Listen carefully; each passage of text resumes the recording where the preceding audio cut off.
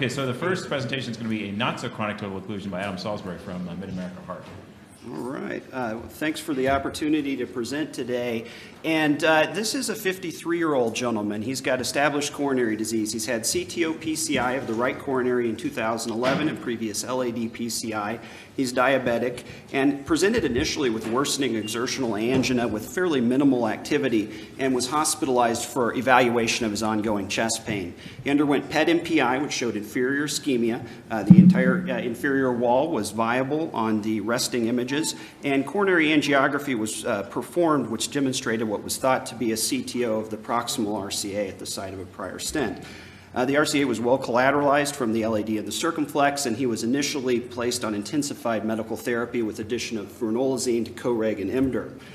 He was referred for outpatient evaluation for CTO PCI and ultimately continued to have angina with minimal exertion and was actually again hospitalized a day before his planned prior CTO PCI procedure. And at that time, we took him to the lab for some images. This is our standard setup, so we're bifemoral here with an EBU4 in the left coronary and AL1 in the right. As you can see, there's an occlusion in the beginning of the right coronary, which is extensively stented from the proximal through the distal vessel.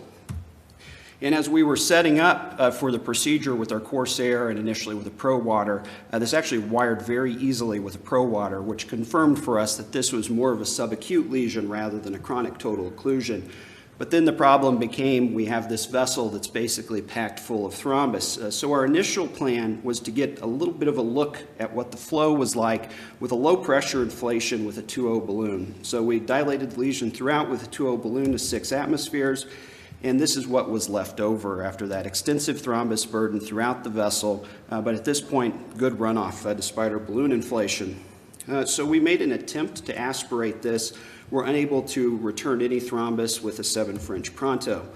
The next strategy, given the subacute thrombus, because we certainly couldn't proceed with stenting out of concern for the cheese grater effect and distal embolization, was laser atherectomy with a 1.4 millimeter fiber. After 2 long and fairly slow runs, there really wasn't much angiographic improvement in the appearance of the vessel. We then went ahead and proceeded with laser on contrast atherectomy, similarly without much improvement, but after this run, we started to notice more slow flow, which you can see with the laser on contrast phenomenon. But despite multiple boluses of IC nipride, it didn't improve, and at that point we knew we needed to switch strategies. And so what we decided was a new approach to limit distal embolization. I have to thank Aaron Grantham for teaching me this a couple years ago. But essentially we switched out the left coronary guide for an 8 French JR4 guide. Via the original AL guide that was in the right coronary, we placed a 3.015 balloon to the most distal stented segment to use as an occlusion balloon.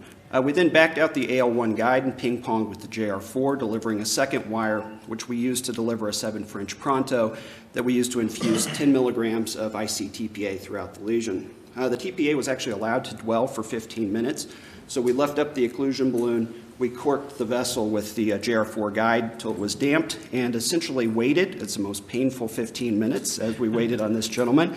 But ultimately, at the end of the dwell, introduced a 3.0 balloon and used that to basically macerate the thrombus, again, while the JR4 guide was still occluding flow into the vessel.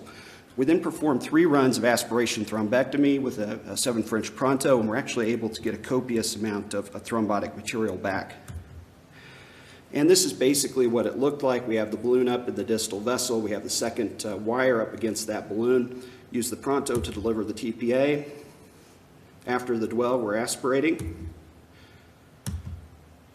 And this was the result, a dramatic improvement in the thrombus burden within the vessel, at which point we trapped the remaining thrombus behind 3/4.0 stents.